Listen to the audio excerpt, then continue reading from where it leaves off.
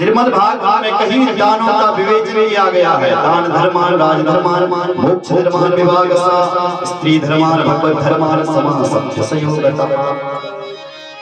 पर उन सर्वों में एक दान है, और वो दान जितने भी संसार में सुने और देखे जाते हैं, सभी का एक सबसे बड़ा दान है ना, शिव पुराण का दान। शिव पुराण सुनने का दान। अगर तुमने शिव पुराण को सुन लिया तो सारे दानों का एक साथ फल मिल जाएगा। सर्व यज्ञ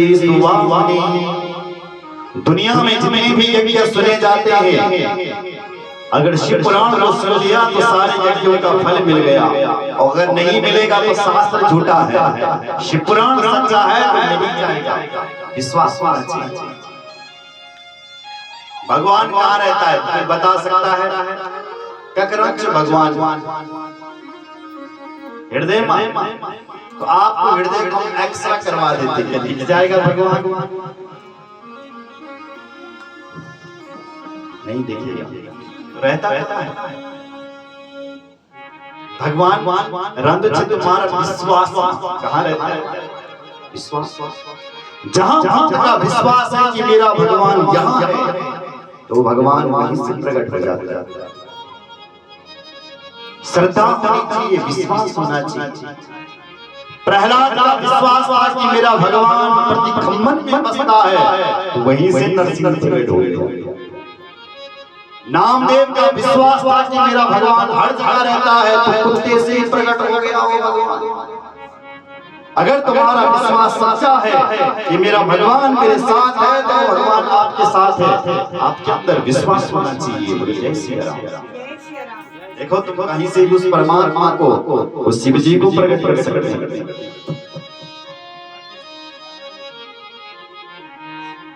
शंभो पुराण श्रवण तत्फलम निश्चलम भवेत्। अगर शिव पुराण की कथा को सुन लिया तो सारे फल एक साथ प्रकट हो जाएंगे। इसलिए सुनो।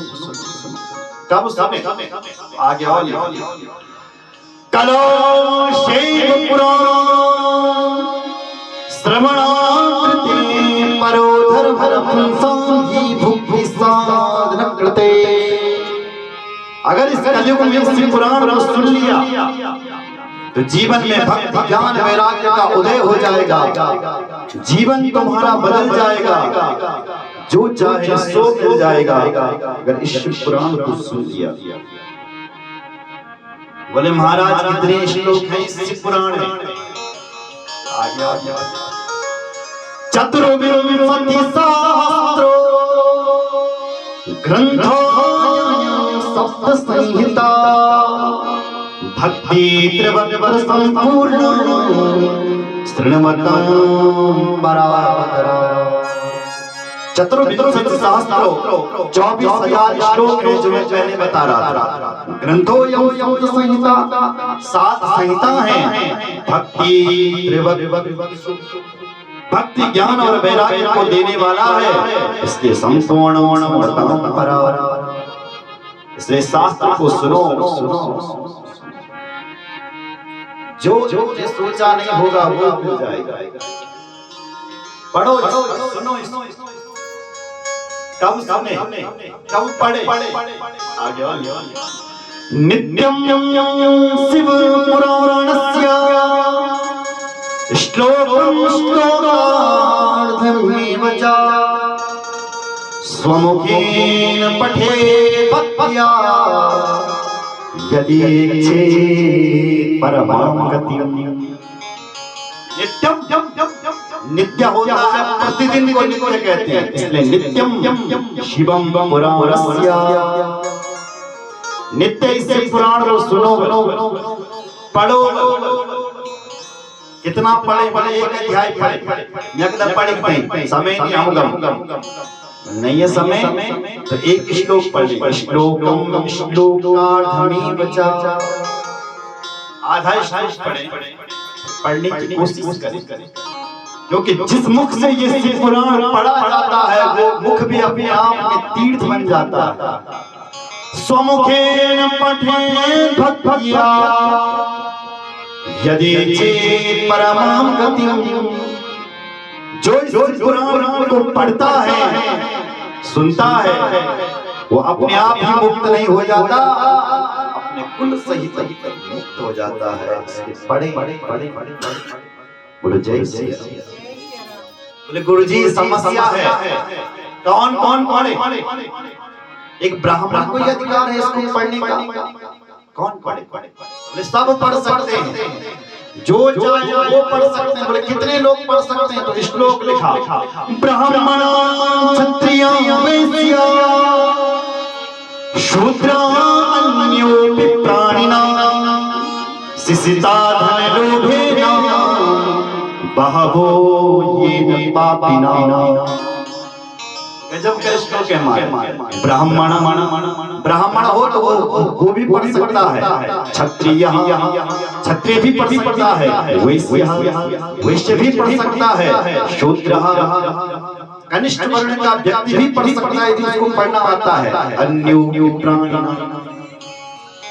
जो प्राणी इसका अध्ययन करना चाहे इसे पुराण का करे और अपना उद्धार करे। शिशिता धन लोभेन बहवो येन पापिनां। कोई भी हो, धनवान हो चाहे निर्धन हो, पापी हो चाहे पुण्यात्मा हो, सभी पी सकते हैं, पढ़ सकते हैं। अच्छा, अमृत हर किसी को नहीं मिलता। अमृत का नाम आपने सुना है, भागवत की कथा सुनी होगी, वो सुना होगा। श्रीमद् भागवत में कथा आती है कि समुद्र मंथन हुआ था, वहां से एक अमृत का घड़ा उत्पन्न हुआ देवताओं के पास से। तो देवता उस अमृत को पीते। यहाँ से भी जो पुण्यात्मा जो भयंकर पुण्य करता है, तो वो स्वर्ग में जाता है, तो उसको वो अमृत पिलाया जाता है। पर भगवान का जो ये कथा अमृत है, ये जो कथा है, ये सबको मिल सकती है। पापी जब स्वर्ग में जाता है तो उसको अमृत नहीं मिलता, केवल पुण्य व्यक्ति को ही मिलता है। उसी प्रकार यहाँ कोई पापी आए चाहे पुण्य, ये पुण्यात्मा आए, ये अमृत सबको मिलता है। इस अमृत को जय श्री राम। पापी कोई, यहाँ तक कि महाकोटि का पापी भी हो तो वो भी इसको पी सकता है। महाकोटि का पापी किसे कहते हैं? आगे मातृ पितृवधू हंता वैश्यगामी च मध्यपा देवराजो दुजस्तत्र गत्वा मुक्तो भवच्छना। जो अपने माँ बाप की सेवा नहीं करता उनको गाली देता है, उनका हत्यारा हो जाता है, वो ब्रह्म हत्यारा हो जाता है। ऐसा महादुष्ट पापी इस कथा को सुन ले तो वो भी मुक्त हो जाता है। जय श्री राम।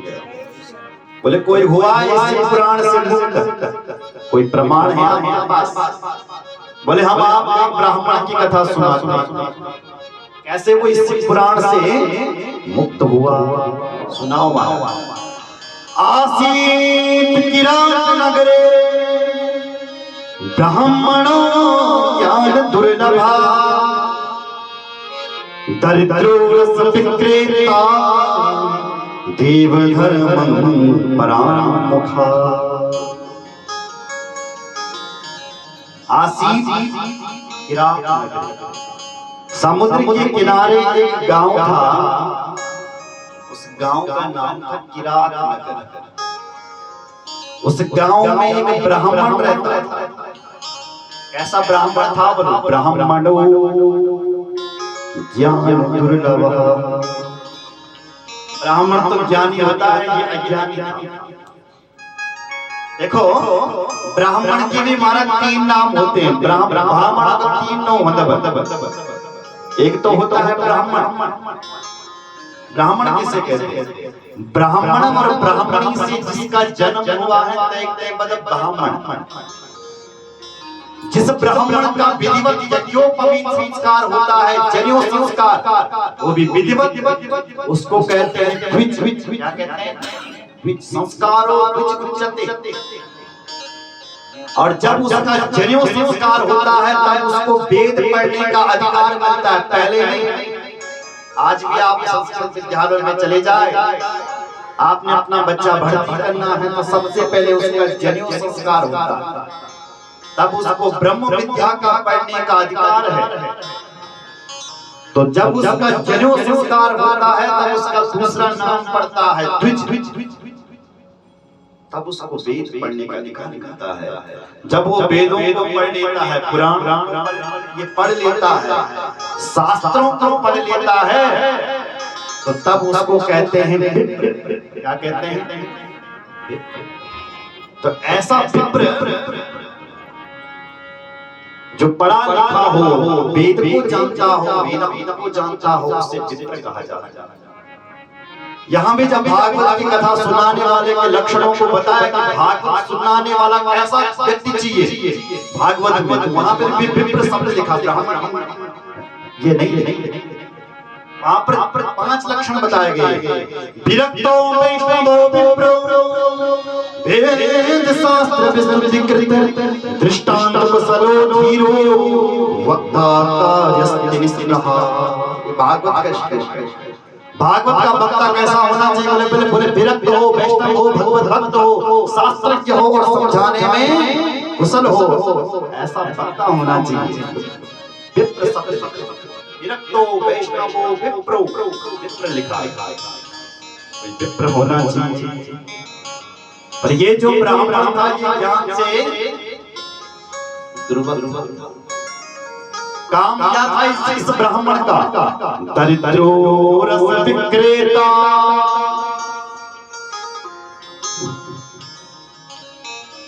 पहले तो ब्राह्मण दरिद्र था, दूसरी बात उसका काम भी अच्छा नहीं था। क्या काम? रस विक्रेता, शराब का व्यापारी था। ब्राह्मण व्यापारी अच्छा नहीं लगता है। ब्राह्मण के हाथ में पुस्तक अच्छी लगी, वो भी व्यापारी शराब का। ओहो अनर्थ। रस विक्रेता, वो देव धर्म पराखा। कई देवते ने मानते, न कोई रस देवता वाला, न कोई भैरव, न नरसिंह, कुछ नहीं मानता था। ऐसा ये दुराचारी व्यक्ति था। वो जय श्री राम। जीवन में व्यापार करो, पर व्यापार दूसरे को बर्बाद करने के लिए करो, ऐसा व्यापार ना ही करो तो अच्छा। जो दूसरे का कल्याण करे ऐसा व्यापार करो, जो दूसरे को बर्बाद करे ऐसा व्यापार करके फायदा क्या? ये ब्राह्मण ऐसा जो व्यक्ति एक और लक्षण, जो शराब बेचने वाला होगा उसके लक्षण सुनो कैसा था। बोलो संध्याष्टान परिभिष्टो वैश्यप्रीति परायणा देवराज इति ख्यातो विश्वस्त जनवंचक। संध्याष्टान परिभ्रष्ट, संध्या नहीं करता था, स्नान नहीं करता था। शास्त्र कहता है, ग्रंथ कहता है 1000 काम करने से पहले नहाइए, 100 काम करने से पहले भोजन करिए, 1000 काम करने से पहले स्नान करिए, और करोड़ों काम करने से पहले भगवान का नाम बचाइए। भगवान का स्मरण, ये तो नाम ग्रंथ कह रहा है, बिना नहाए पहले स्नान करें। इसके अंदर ये कोई भी लक्षण नहीं है महाराज। स्नान करता है, कुछ करता है, परिभ्रष्ट हो गया, हमेशा टूट रहता है, ध्यान भी इधर उधर। जय श्री राम। एक दिन ये कहीं नशा में था, एक सुंदर सी वेश्या को देख लिया, उसी के साथ दीवाना हो गया। एक देख तड़ांगे सा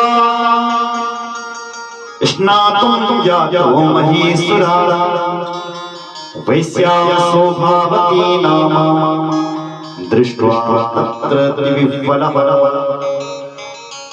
उस वैश्या का नाम था सौभाग्यवती।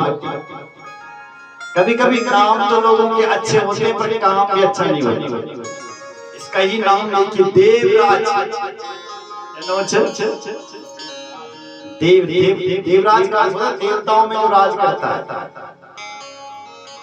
देवराज नाम, लेकिन काम आज ये वैसे भी वैश्या शोभावती नाम, इसका नाम है सौभाग्यवती। पर बाहर से तो सुंदर है पर अंदर से कोयले की तरह काली है बिल्कुल। और भगवान को बाहर के लोग जो सुंदर नहीं है ना वो पसंद है, जो अंदर से काले हैं भगवान को पसंद नहीं। बाहर से भले ही काले हो जाओ भगवान तुम्हें पसंद कर देगा, पर अंदर से तुम काले बन गए, छल कपट दुराचारी अंदर से आ गई तो भगवान को ऐसे लोग बिल्कुल पसंद नहीं है। कैसे लोग पसंद है? रामायण में लिख दिया कैसे। निर्मल मन जन सो मोहि पावा, निर्मल मन जन सो मोहि पावा, निर्मल मन जन सो मोहि पावा, निर्मल मन जन सो मोहि पावा। मोहि कपट छल छिद्र न भावा, मोहि कपट छल छिद्र न भावा, निर्मल मन जन सो मोहि पावा, निर्मल मन जन सो मोहि पावा। भगवान कहते हैं मैं बल किसको देख करके खुशी होता हूँ? निर्मल मन जन सो मोहि पावा। जो व्यक्ति निर्मल मन वाला है, जिसका हृदय स्वच्छ है, वो मुझे बहुत अच्छा लगता है। पर जय का हृदय मां केवल बस यहाँ छल कपट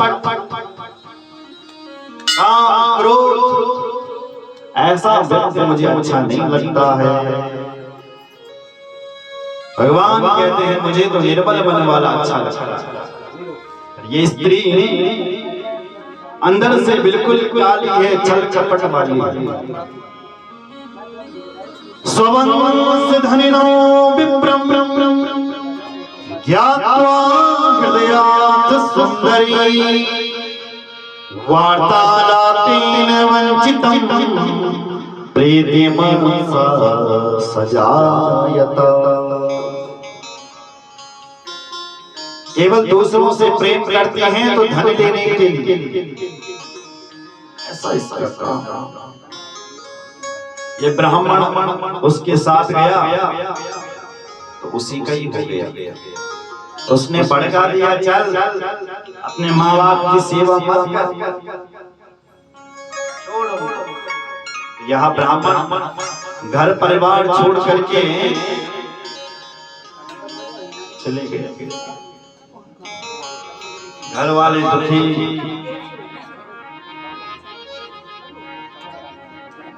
बोलो जय श्री राम।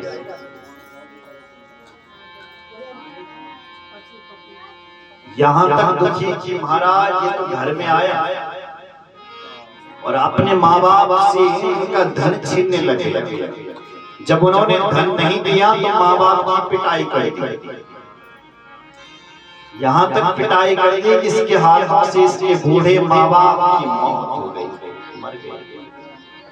ये घर का धन लेकर के गया उस वैश्या के साथ हमेशा रहने लग गया। लेकिन जब तक तो जवानी थी तब तक लोग इसके साथ खड़े थे। और आज जब इसको बुढ़ापा आने लग गया तो जो पराई